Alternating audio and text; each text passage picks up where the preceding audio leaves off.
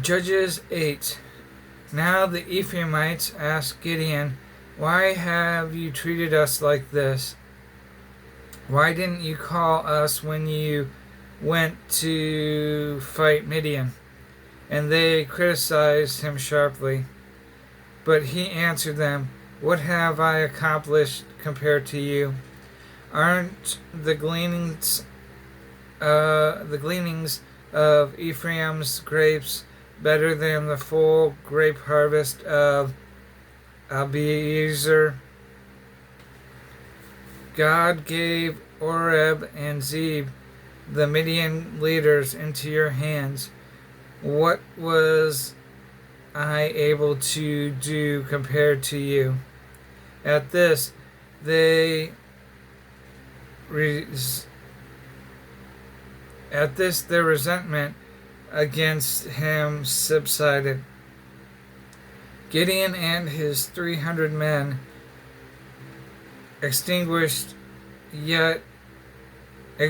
yet keeping up the pursuit, came to the Jordan and crossed it.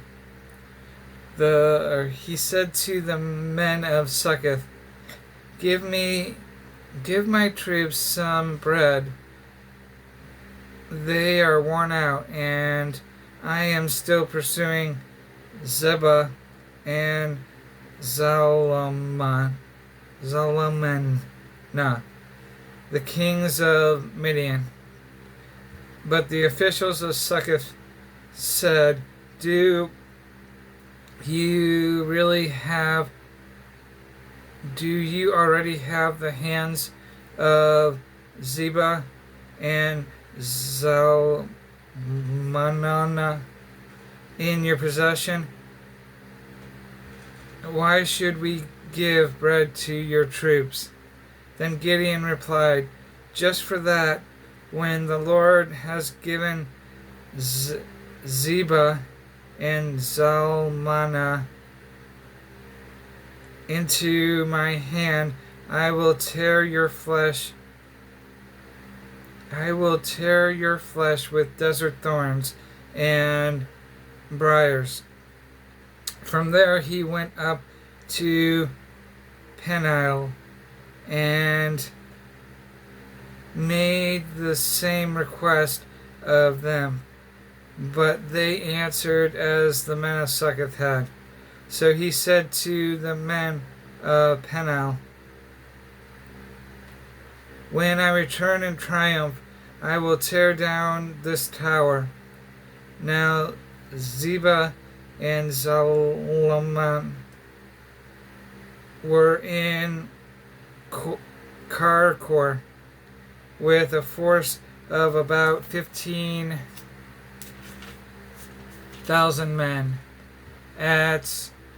All that were left of the armies of the eastern peoples. 120,000 swordmen had fallen. Gideon went up by the route of the nomads east of Nobah and Jogbehah, and fell upon the unsuspecting army. Zebah and Zalmunna, the two kings of Midian, fled, but he pursued them and captured them, routing their entire army. Gideon, son of Joash, then returned from the battle by the pass of Heres. He caught a young man of Succoth and questioned him, and the young man wrote down for him the names of the 72 officials of Succoth, the elders of the town. Then Gideon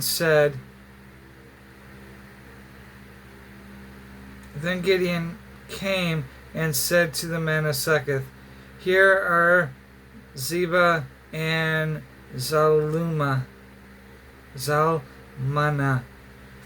about whom you taunted me by saying, Do you already have the hands of Zebah and Zalmunna in your possession? Why should we give bread to your exhausted men?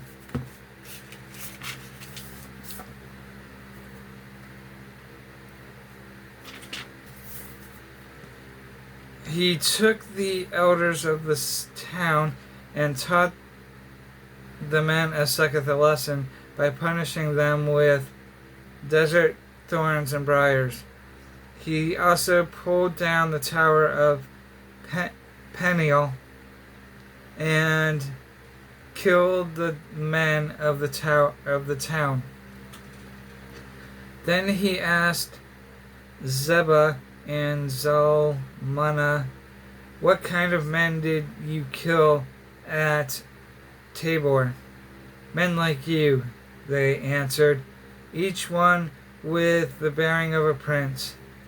Gideon replied, "Those were my brothers, the sons of my own mother.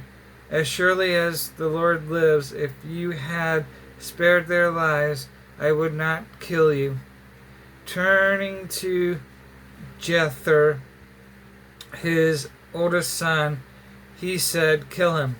But Jether did not draw his sword, because he was only a boy and was afraid.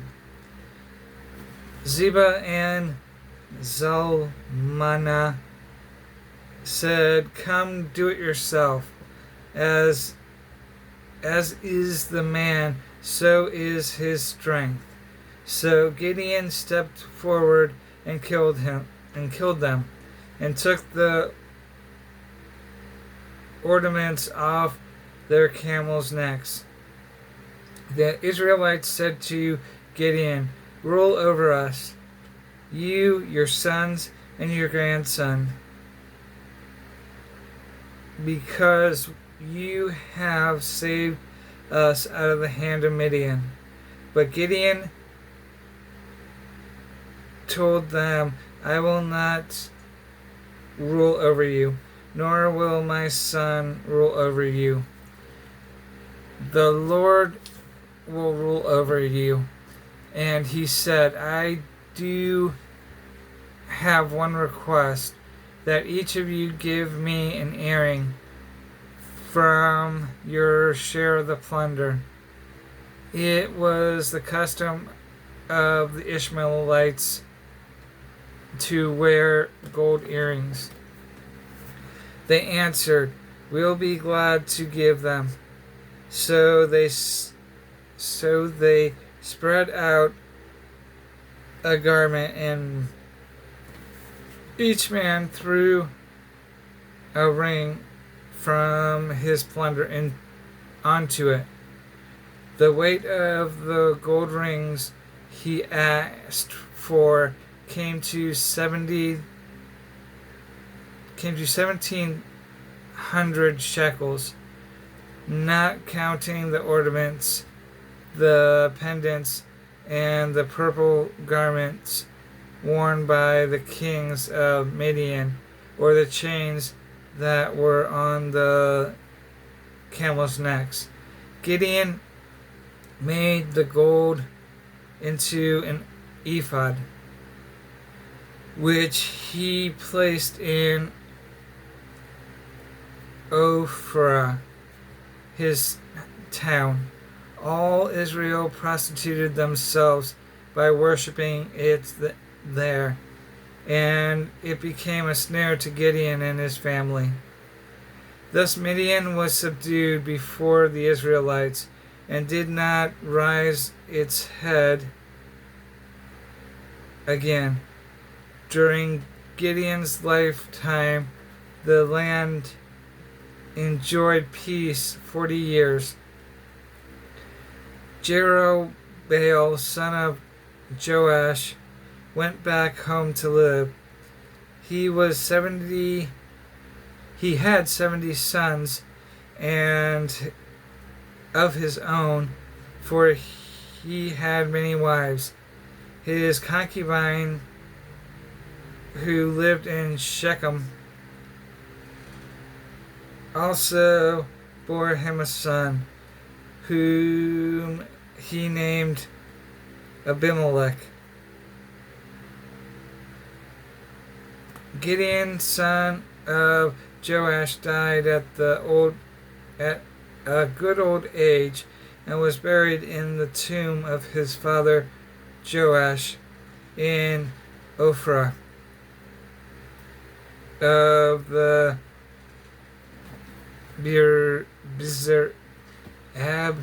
Abzerites. No sooner had Gideon died than the Israelites again prostituted themselves to the Baals.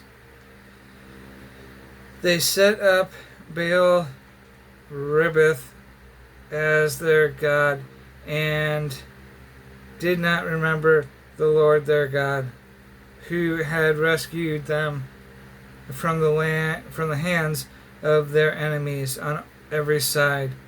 They also failed to show kindness to the family of Jerubbaal, that is Gideon, for all the good things he had done for them.